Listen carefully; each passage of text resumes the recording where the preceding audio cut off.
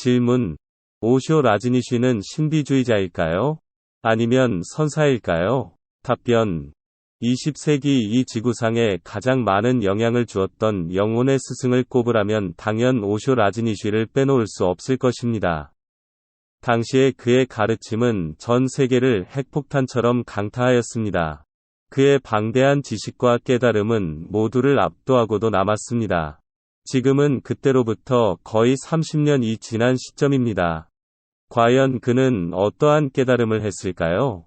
그의 가르침은 어디로 돌아가고 있을까요? 그는 자신의 깨달음을 길은 내 안에 있다라는 책에서 이렇게 말합니다.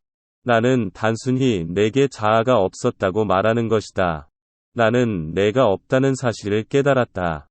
그리고 7일째가 되는 마지막 날, 전적으로 새로운 에너지의 현존, 새로운 빛, 새로운 기쁨이 너무도 강렬해져서 거의 견딜 수 없을 지경이었다. 그것은 거세게 밀려오는 지복의 물결과 같았다. 나는 과거로부터 풀려나고 있었다. 마음이 사라지고 있었다. 마음은 수백만 마일이나 떨어져 나가서 마음을 붙잡는다는 것은 어려운 일이었다. 마음은 더 멀리 달아나고 있었다. 그리고 그것을 붙잡아 두려는 욕망도 없었다. 죽음과 같은 어떤 것, 매우 강렬한 어떤 것, 죽음도 아니고 새로운 탄생도 아니면 십자가에 못 박힘도 부활도 아닌, 하지만 엄청나게 중요한 어떤 것이 바로 가까운 곳에 있었다. 몸은 자고 있었지만 나는 깨어 있었다. 그것은 정말 이상했다. 그것은 마치 하나가 두 방향으로, 두 차원으로 따로따로 떨어져 나가는 것 같았다. 마치 두 개의 양극이 완전히 포개지는 듯. 마치 내가 양극 모두인 듯 긍정과 부정이 만나고 잠과 각성이 만나고 죽음과 삶이 만나고 있는 듯 했다. 그것은 창조자와 피조물의 만남이라고 할 만한 순간이었다. 나는 나를 둘러싼 방 안에 거대한 현존을 느꼈다. 나는 거의 허리케인과 같은 거대한 빛과 기쁨과 환희의 폭풍처럼 사방으로 나를 둘러싼 고동치는 생명, 거대한 진동을 느꼈다. 나는 그 안으로 빠져들고 있었다. 그것은 너무나 엄청난 실제여서 다른 모든 것은 비실제가 되었다. 방위 벽은 비실제가 되었다. 집은 비실제가 되었다. 나의 몸은 비실제가 되었다. 이제 처음으로 실제가 드러나자 모든 것은 비실제가 되었다. 그것은 거기 있었다. 너무나 투명하게, 그러나 또한 너무나 확실해서 손으로 만질 수 있을 정도였다. 처음으로 나는 더 이상 한 개인이 아니었다. 처음으로 물방울은 대양 속으로 떨어졌다. 이제 온 대양이 나의 것이었고 내가 대양이었다. 경계가 없었다. 마치 무엇이든지 다 할 수 있을 것 같은 무한한 힘이 솟아올랐다.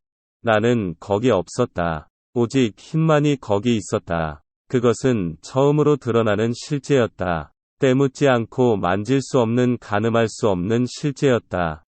나는 거기 없었다. 그것이 거기 있었다. 그것을 신이라고 부른다면 신이 거기 있었다. 나는 그것을 그것이라고 부르고 싶다. 신이라는 말은 너무나 인간적인 말이고 너무 많은 사용으로 인해 너무나 더럽혀졌으며 수많은 사람들에 의해 너무나 오염되었다. 이상은 오쇼 라즈니쉬의 7일 동안의 깨달음을 요약한 글입니다. 이상의 내용을 잘 살펴보면서 그가 과연 신비주의자인지 아니면 선사인지를 가늠해 보시기 바랍니다. 사실 그의 깨달음은 저 브라흐만의 세계를 아주 잘 묘사하고 있다고 하겠습니다. 만약 그렇다면 그것이 곧 부처의 성품일까요? 아니면 신이 성품과 부처의 성품이 서로 다를까요? 만약 같다면 부처와 신은 둘이 아닐 것입니다. 만약 다르다면 반드시 자세히 살펴야 할 것입니다. 만약 자세히 살핀다면 소승불교에서 그것을 살필 수 있을까요? 아니면 대승불교에 나아가고 선의 세계에 나아가서 다시 살펴야 할까요? 이것은 어느 두 스님이 길을 가다가 나눈 대화를 생각나게 합니다. 설봉 스님이 말했습니다. 저 원숭이들은 저마다 옛 거울을 짊어지고 있구나. 그러자 삼성 스님이 말했습니다. 태고 적부터 명칭이 없었는데 어째서 옛 거울이라고 부르십니까? 그러자 설봉 스님이 말했습니다. 허물이 생겼구나. 그러자 삼성 스님이 말했습니다. 1500명의 대중을 거느리시는 분이 말귀도 못 알아들으십니까? 이에 설봉 스님이 말했습니다. 노승은 주지의 일로 바쁘다. 오쇼 라즈니쉬는 누구와 가까울까요? 설봉 스님일까요? 아니면 삼성 스님일까요? 그것도 아니면 둘 다 아닐까요? 이것을 가려내지 못하면 결국 선사와 신비주의자를 구분하지 못하는 것입니다. 저 삼성 스님은 저 임재선사의 제자입니다. 그는 가는 곳마다 칭송과 존경을 받았으며 입을 열면 곧 그 혀가 하늘을 덮고 땅을 덮었습니다.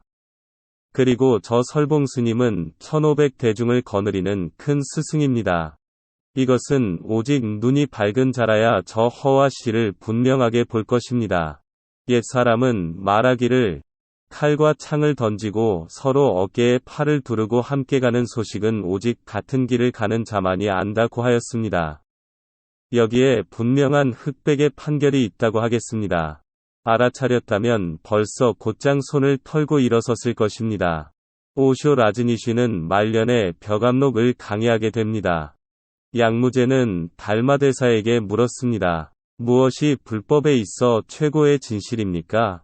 이에 달마대사는 말하였습니다. 확연무성이다. 고요하고 고요하여서 어떠한 성스러움도 없다는 말입니다. 그런데 설두선사가 여기에 대해 평을 하기를 달마로 하여금 노승의 다리를 씻게 해야 하리라 라고 하였습니다. 여기에 대해 오쇼는 질타를 쏟아냅니다. 저 설두 스님은 그저 교학을 공부하는 교수에 지나지 않다고 말합니다. 그는 저 비고 비어서 어떠한 성스러움도 없다는 것에 대해 전적으로 공감한다는 의미일 것입니다. 그리하여 여기에 대해 조금이라도 흠집을 내는 것을 달가워하지 않았던 것입니다. 그러나 이 대목을 눈 밝은 자라면 결코 그냥 지나치지 않을 것입니다. 이것은 그가 설두선사가 그렇게 말한 뜻을 전혀 몰랐다는 것을 의미합니다. 그는 또한 조주선사에 대해서도 말합니다. 한 번은 조주선사가 대중들에게 말했습니다. 지극한 도는 어렵지 않다. 오직 간택함을 꺼릴 뿐이다. 말로 표현했다 하면 그것은 이미 간택함이 되고 분명함이 된다. 이 노승은 저 분명함 속에 머무르지 않는다. 분명함 속에 머물지 않는 이것을 그대들은 소중히 여길 수 있겠는가? 그러자 한 승려가 물었습니다. 선사께서는 저 분명함 속에도 머물지 않다면서 무엇을 소중히 여기라는 것입니까?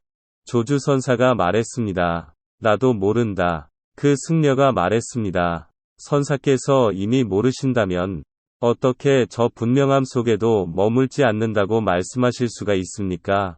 조주선사가 말했습니다. 묻는 것이 끝났으면 절을 하고 물러가라.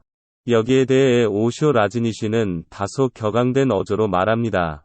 저 조주선사는 진솔하지 못하였다. 오히려 저 스님에게 사과했어야 했다. 그가 과연 조주선사의 뜻을 알았을까요? 오쇼는 저 말을 함으로써 오히려 스스로의 몸이 그대로 드러났다는 것을 알아야 합니다. 마치 신령한 거북이 꼬리를 끄는 자취가 여실하게 만천하에 드러난 것과 같다는 것입니다. 어찌 그가 저울 눈금을 제대로 읽었다고 할 수 있을 것인가? 이와 같은 간격은 그가 벽암록 강의를 하는 내내 일어났다는 것을 알아야 합니다. 이런 일은 결코 우연이 아닙니다. 줄곧 지구촌의 여러 신비주의자들의 노래를 찬탄하고 강의한 것은 결코 우연이 아니라는 것입니다. 그는 또한 어떤 책에서 깨달음의 7단계를 논합니다.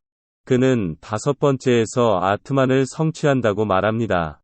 그리고 6번째에서는 우주의식을, 7번째를 니르바나에 도달한다고 말합니다. 여기서 아트만은 곧 인격적인 나 자신의 결정체를 의미합니다. 그리고 6번째 우주의식의 단계에 들어서면 오직 한 차례 이 세상이 돌아올 수 있다고 말합니다. 이것을 소승불교에서는 일왕래라고 합니다. 그리고 저 7번째 니르바나 즉 열반에 이르러서는 더 이상 오지 않는다고 말합니다.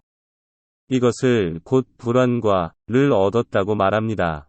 이것은 곧 저소승불교에서 주장하는 성문이 차례로 성취해가는 깨달음의 4가지 단계에 해당합니다. 사실 이러한 깨달음의 단계는 요가의 7단계 차크라 개념과 소승불교의 성문의 4가지 수행 과정과 매우 비슷하다고 하겠습니다. 그는 요가 수행과 성문의 수행을 하나로 통합한 것입니다. 그러나 대승불교에서 말하는 깨달음의 단계는 이것과는 많이 다르다는 것을 알아야 합니다. 왜 그는 대승이 아닌 소승의 깨달음을 깨달음의 정점으로 삼았을까요? 왜 그는 저 아라한의 무여열반을 부처의 깨달음과 같다고 여겼을까요? 이것은 결코 우연이 아니라는 것을 알아야 합니다. 선의 세계에서는 이것을 집안의 수치를 들추는 일이라고 합니다. 누구도 감히 입을 대려고 하지 않는 이러한 문제들을 다시 끄집어내어 거론하는 것은 오늘날 불교가 자신도 모르는 사이에 불교 가운데 외도를 짓는 것은 아닌지, 신이 곧 부처이고 명상이 곧 부처의 깨달음이라고 여기는 것은 아닌지 잘 살펴야 한다는 것에 그 뜻이 있다고 하겠습니다.